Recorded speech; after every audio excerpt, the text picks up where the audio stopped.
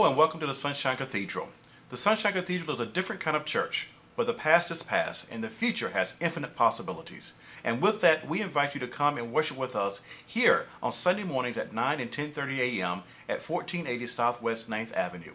Now, I invite you to come in and worship with us here at the Sunshine Cathedral. Our first reading is from the Wisdom of Robert Killam. To our ancestors in a far-off time, all nature was a mystery. Everywhere were spirits and demons and gods, beings to be feared and worshipped. But the greatest were the gods of the heavens, the sun and the moon and the stars. And up there in the starry firmament, surely there must the Creator of all dwell, and there must prayers be sent. And when the heavens change and the new star is born to burn bright, this surely is a sign to draw shepherds and wise ones, even from the east, to worship a newborn child.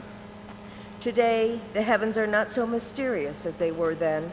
Our magi, the astronomers, say that the star of Bethlehem was really a dying star, whose bright death fire was a gleam in our sky for a few weeks and then went out.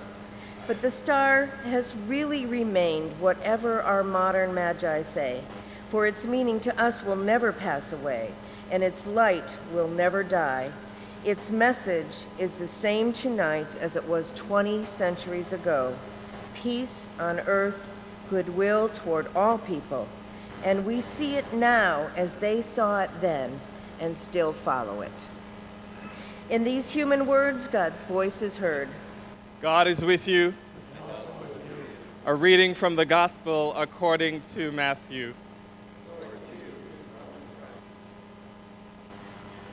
Jesus was born in Bethlehem in Judea, in the days when Herod was king of the province.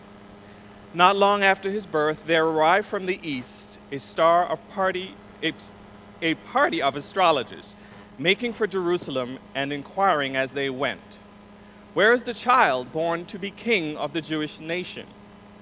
For we saw his star in the east, and we have come here to pay homage to him." When King Herod heard about this, he was deeply perturbed.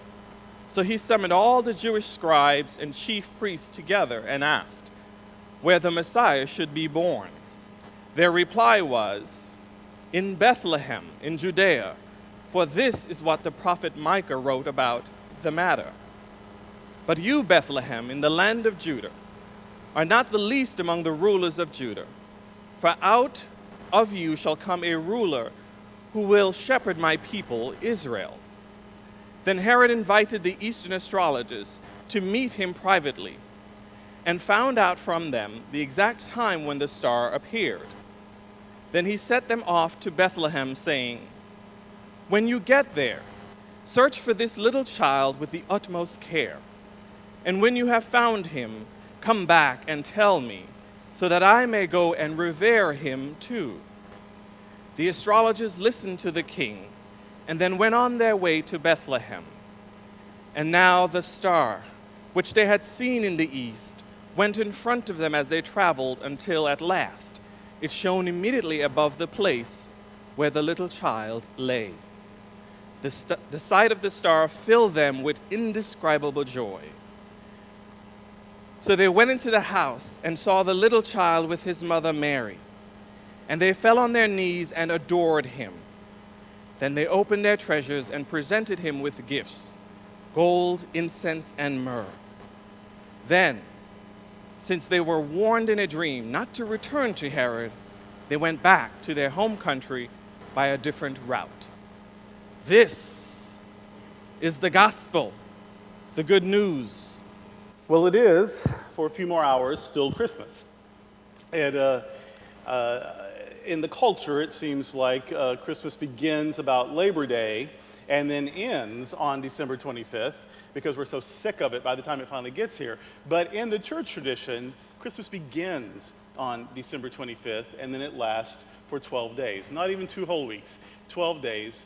And January the 5th is the last day of Christmas. And that's today. And then on January the 6th, that is the Feast of the Epiphany, which this year is a Monday. That's tomorrow. Now, our readings today jump ahead to tomorrow. We're celebrating Christmas and Epiphany because of the way our calendars worked out this year. But actually, tomorrow is Epiphany, and our readings today tell that Epiphany story. Now, Epiphany is one of those challenging stories, the stories of the Magi coming and discovering the Holy Family. And that's always a little bit challenging because it's an unlikely sort of story. That these astrologers, and that's sort of odd in some churches because a lot of churches spend a lot of time condemning astrology. And yet here are these ancient astrologers following their craft who make this long journey. And according to the story, there is this bright star that it kind of dances or something. It catches their attention. It looks different than all the other far, far, far away stars. And it catches their attention, and they decide it means something, and they divine its meaning, and then they follow it, and it's sort of like the bouncing ball, just, takes them, and I guess when they stop to rest, it stops, and then, of course, daylight comes, so you can't see anymore, and then night comes, and then the bouncing ball comes again. And this goes on for presumably a couple of years, because from Persia to Bethlehem on foot or on camel or on donkey would take a long, long time. And then eventually they know where they are, not because the mailbox of the house says the Holy Family, but because the bouncing ball just stops right there. And apparently there were no neighbors, so that you could see it was right over this house. It couldn't be that house or that house. This house, they live in far away on a rural route somewhere where even the Jehovah's Witnesses can't find them. So there's the so that's kind of the story we get, and it's an odd story to take literally. Marcus Borg says that the sort of way, he's a Bible scholar, that the way of maturity in our faith is that we sort of start out with a pre-critical faith. That just means we heard it, we bought it. No matter how it doesn't gel with the facts that we know about how the universe works, we just hear a thing and we're like, oh, okay, that's the story. And then we learn a lot more, and then we start questioning the stories. And so we doubt them. We may even dismiss them, and we call that critical. That's the critical phase of our faith development, where we question and doubt everything. That just can't be true. That's ridiculous, ha, ha, ha. But that's not where our faith journey ends. Our faith journey then continues to post-critical faith. And in the post-critical faith, we say, you know what, of course that couldn't be factual, but I bet there's lots of ways that it can be true. And so my spiritual journey is to discover how it is true for me today. And so that's always the challenge, isn't it? To take a story that can't in every detail be factual, but that can be very true for us, to discover that truth and apply that truth. In years past, when Matthew's Epiphany story has come around, I have pointed out the significance of the three gifts the Magi are said to have offered the Holy Family: gold and incense and myrrh, each symbolizing states of consciousness. Gold represents abundance thinking, and incense represents prayer, and myrrh is used medicinally in various cultures, and so that would represent healing. And so we sort of get this sense in the story that to discover God, to go on this journey, and the wonderful thing about the journey is it ends somewhere. And so once we're searching and searching and searching and searching, we're always looking, but they eventually stop. And when we stop, when we rest, we discover God is where we have stopped. God is with us. God is within us. And so to discover God, and to discover that God is right where we are, that is also to discover that there is amazing possibility right where we are. There are amazing possibilities available to us. And we have amazing gifts that we can enjoy and that we can share to make our world better. A mentality of abundance and generosity, a life of prayer, and a profound hope that healing is always possible are the great treasures, those and more, that we can find when we discover that right where we are, God is, holding us, loving us, never letting us go. And then also in previous years, when discussing this passage, I have delighted in sharing another observation that the Magi, and you'll notice that Magi, that's the root of the word magician or magic, that these occultists, these astrologers, these magicians, these Magi were Persians. They were Zoroastrian priests. Now, Zoroastrian as a religion followed the prophet Zoroaster or Zarathustra, and that religion came out of the Persian Empire, and it's older than Christianity, obviously, and there's still about 2 million Zoroastrians in the world today. And so these Zoroastrian priests, from a different religion, from a different culture, from a different region, from a different religion, that they, practicing their faith faithfully and apparently very well, are these Magi that make it into Matthew's story. Matthew's very good about including people you might not expect in the story. These Zoroastrian priests weren't Christians. There were no Christians in the world yet, and they weren't Jewish. But you see, religion is a social institution created by and for humans. And so we know that God is bigger than religion. We are Christian because we want to be, because we get to be. And I say we, I mean me. Some of you may not be. Some of you may be Jewish or questioning or Buddhist or whatever. But we are what we are because we choose to be, because it brings us hope or joy, or because it helps us navigate the world that we live in. We are what we are for us. God doesn't need a religion. God, being God, doesn't need religion to help God get through the day. God's going to make it. God's okay. But religion is our effort. It's created by and for humans, and God is bigger than religion and not limited by religion's dogmas and doctrines and traditions. And so these Eastern priests from another religion discover the gift of God among us, within us. And so we learn just from this very story that we can be faithful within our religious framework, while respecting others who are faithful within theirs. We don't need them to be wrong for us to be okay. We don't need them to be wrong for us to know and love and experience God. We don't need for everyone else to be wrong to validate us. What a weak and superficial faith that would be, that we could only have our experience if everyone else was wrong. But here are these Zoroastrian priests finding the gift that we celebrate. But this year, I want to offer even another spin on Epiphany. Epiphany means appearance. It refers to a striking realization, a dramatic breakthrough. The Epiphany story then calls us to search for our own divine encounters and to celebrate them with the gifts that we have to share. So here's an epiphany of mine that I have devoted more than 2 decades of ministry to sharing so far. And that is, progressive Christianity isn't something new. That was an epiphany when I learned it. That was an epiphany when I learned. First of all, I discovered these progressive ideas within progressive churches, and I thought, wow, how amazing, I like it. This must be really new. This could be the salvation of religion, this new stuff. This is going to change religion for the better, and I can be religious now, hooray!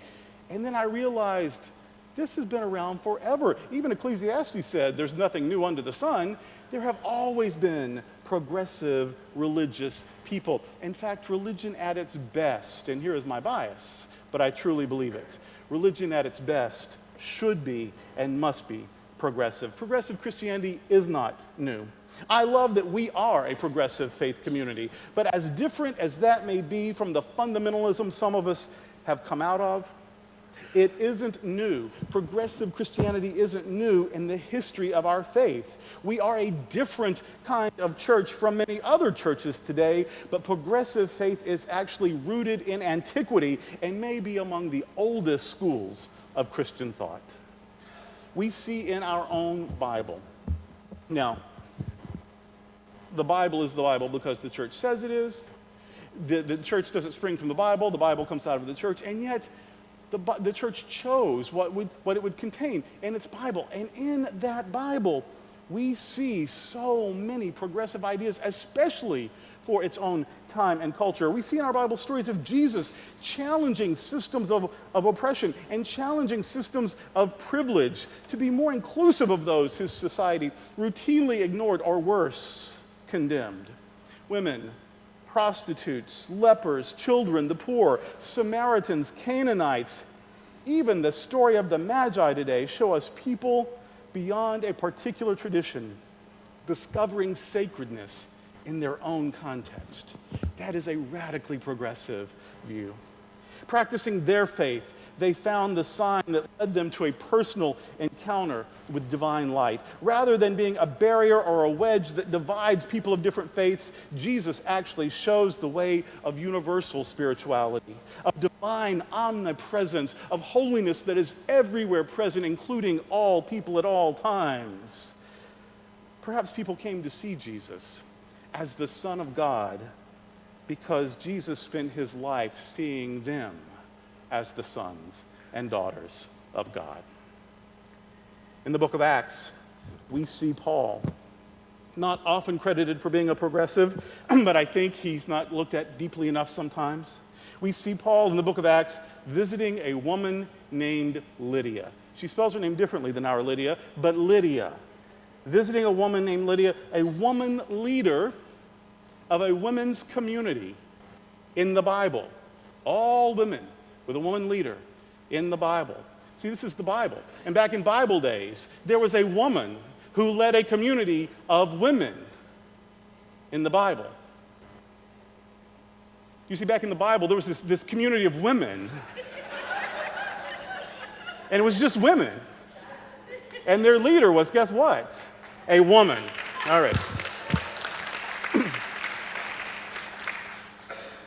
These independent women who lived without men. There's a lot of words for that sort of woman, and we're familiar with at least one of them. These independent women who lived without men actually supported Paul's ministry.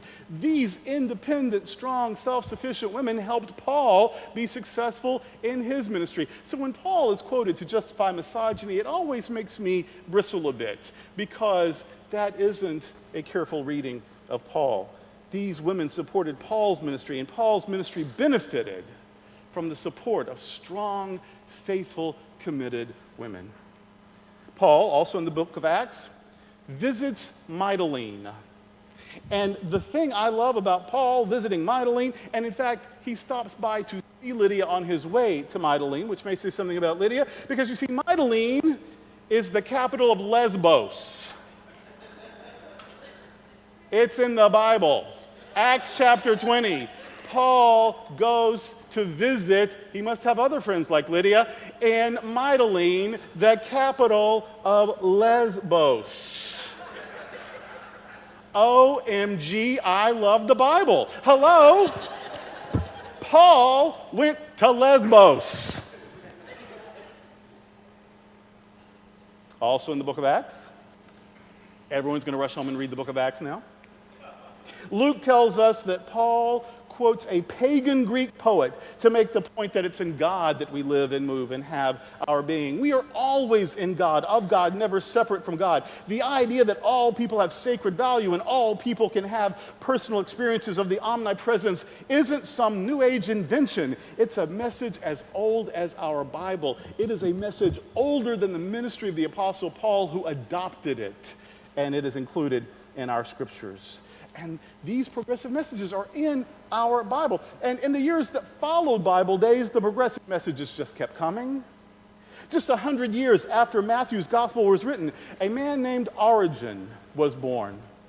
Now, Origen was a universalist. And there are some stories about Origen, how he did some crazy things and mutilated himself or whatever. Those have not been proven. We don't know if those are true. But even if they are, everyone has some issues. But he was a cutter who took it to the extreme. But that isn't, we don't know that's for sure. We think that may have been something that his detractors said about him to discredit him. In any case, Origen was a universalist. Now, unlike me, Origen believed in demons. But he also believed that divine grace was bigger than the diabolical, and that ultimately even the demons would be reconciled to God. That means I've got some ex-lovers who have a chance.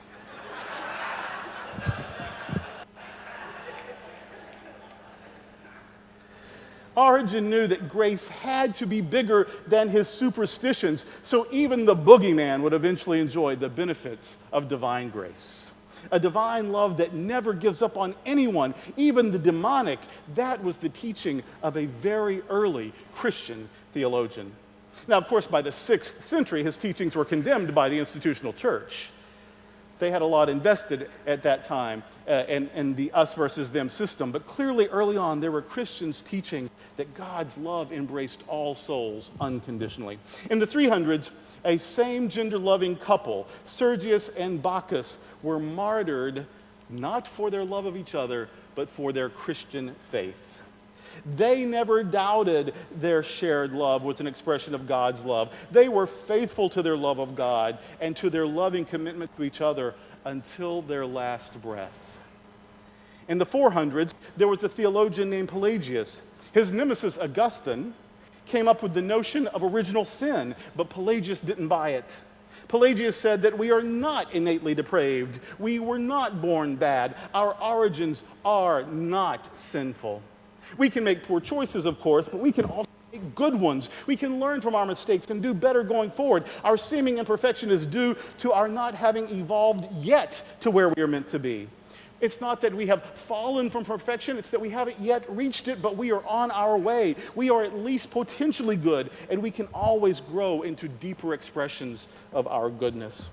Also in the 400s, there was an anonymous writer who borrowed the name of a companion of the Apostle Paul, Dionysius. And because Dionysius, we now know, was his nom de plume, we call him Pseudo-Dionysius. And Pseudo-Dionysius stressed the idea of divine omnipresence. There's not a spot where God is not. You could not possibly be lost from or excluded from God's presence ever. And then in the 800s, there was a Christian teacher called Eriugena who translated the works of Pseudo-Dionysius and was so influenced by them that he then taught himself that the divine nature embraces everyone and everything, that nothing and no one is beyond God's presence. Indeed, Eriugena insisted that God is actually in all life and is the essence of all life, and that all things that exist are really manifestations of God. The incarnation isn't something that happened once, it is something that happens every minute of our lives. In the 1300s, a guy we call Meister Eckhart said that God is the innermost part of each and everything. He was a Christian academic, but he also studied Jewish and Muslim literature. He thought that no one held the exclusive rights to truth and that God could speak through any tradition. Later in that same century, there was a Christian mystic named Julian, and she lived in a turbulent time, but her theology was outrageously optimistic. And while the plague and peasant revolts were shaking her world, she insisted that God's love embraced all people. In the 14th century, she called God both Father and Mother. In the 14th century, and I've gotten a lot of flack in the 21st, but in the 14th century, she was using gender-inclusive language for the divine. MCC has used inclusive language since 1981, and most mainline Protestant seminaries use inclusive language today. But Julian beat us all to it by knowing in the Middle Ages that God is beyond and part of every gender expression. Julian also insisted that God was all-loving with no wrath at all. And so, even when appearances said that things were difficult, Julian used an affirmation. Does this sound familiar? An affirmation to express faith in a truth beyond facts. Her now famous affirmation was, "All shall be well. All shall be well, and all manner of things shall be well." In the 1600s, Quaker founder George Fox would say that there was an inward light, that of God in every person. In the 1800s, Unitarian minister and transcendentalist writer Ralph Waldo Emerson would declare, speaking for all of us, "I am part and parcel of God." And 20th century Protestant theologian Paul Tillich understood God as the ground of being, the source of our being. We can't get away from it. It's what and who we are. He said, the power of being works through even those who have no name for it, not even the name God. A God who lives in and through us, even when we have more questions than answers about it. That was the God of arguably the most significant theologian of the last century. Many of us are survivors of narrow, myopic, and even hostile fundamentalist churches. The good news is that fundamentalism is not the only expression of Christianity, nor has it ever been. There have always been progressive thinkers, teachers, practitioners, healers, and leaders among us. There have always been faithful visionaries who believed that to follow Jesus was to have a progressive understanding of spirituality, who believed that following Jesus meant learning that God is the source and substance of our lives, present in our hearts, present in our loving relationships, and in our thinking, and in our sharing, and in our searching. There have always been those who held a vision of Jesus as one calling us to believe in our sacred value and in the goodness of life and in the ability to have hope even when conditions seem hopeless. There have always been progressives among us, calling us to wider visions and more joyous understanding. Some of us even believe Jesus must have been just such a progressive. That's surely what made him so attractive to the hurting and so dangerous to the privileged. This time of epiphany, of discovery, of learning something new, learning that what we thought was new has been there all the time. This time of epiphany can be transformational. Those who have insisted that God hates gays, that God hates non-Christians, that most Christians aren't really Christians, that God doesn't regard women as highly as men, that God opposes science, that God hates pluralism and diversity, that basically God hates what every small-minded bigot hates, will be so surprised to learn that there have always been women in religious leadership, that there have always been gay people of faith, that there have always been Christians who respected and loved non-Christians, and that there have always been people who thought the Christian message was that God is everywhere, embracing everybody, and no one is ever beyond the reach of God's love.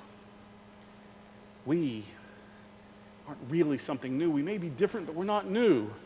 We are the remnant of faithful Christians who have been here since Bible days. But this message is new to some people, and as we continue to share it in 2014, lives will be transformed. Let's make this a year of transformation where we share more boldly than ever our progressive, positive, and practical spirituality that can change and even save lives. Let's support this message, this ministry, this mission with time, talent, and treasure, and make sure that more people than ever before know that right where they are, God is. And that means that all good is possible to them. There's not a spot where God the good is not. And this is the good news. Amen.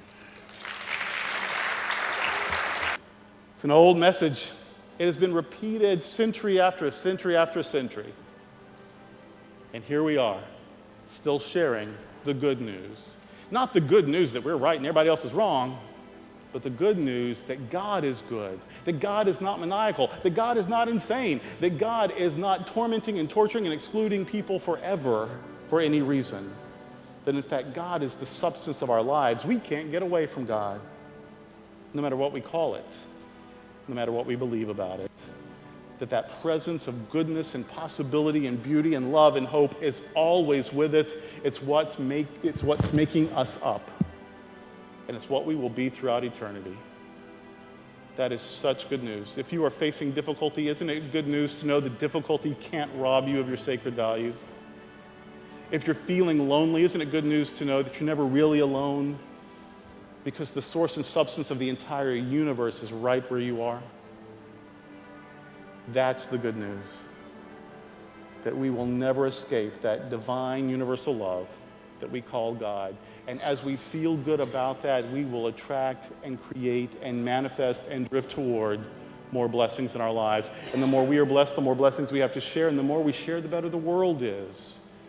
But it all starts with believing that God believes in us. If that is good news for you today, ministers are coming forward now to anoint us with oil. There's no magic in the oil because we don't need any magic. We just need to be reminded that right where we are, God is. God the good is right where we are, expressing in, through, and as us. And so infinite possibilities are available to us. Jesus, according to the tradition, gathered with friends to share a meal in the midst of difficulty, as if to demonstrate that optimism is always available no matter what is going on, no matter what is happening, no matter how bleak things look. And so gathered with people, he demonstrates that when we gather together, when we share what we have, when we eat a meal, no matter what we are doing, we can experience the presence of God because there's not a spot where God is not. And so Jesus, after that meal, took a piece of leftover bread and blessed it by giving thanks, because gratitude is the best way to bless anyone or anything. And then he broke the bread, as if to say, when you are feeling broken, remember there is divine wholeness beyond that experience. He said, take and eat and remember. And then he took Elijah's cup and he blessed it and he offered it to everyone, leaving no one out, saying, drink all of this, all of you. This is a cup of a new and everlasting covenant, a covenant that includes all people. And whenever you drink this, remember. Holy One, we give thanks that at this table, you are reminding us of our oneness with you and with one another. And so we give thanks for this, and we allow these simple elements, these simple symbols, to remind us of the profound truth that wherever we are, you are, and all is well. Amen.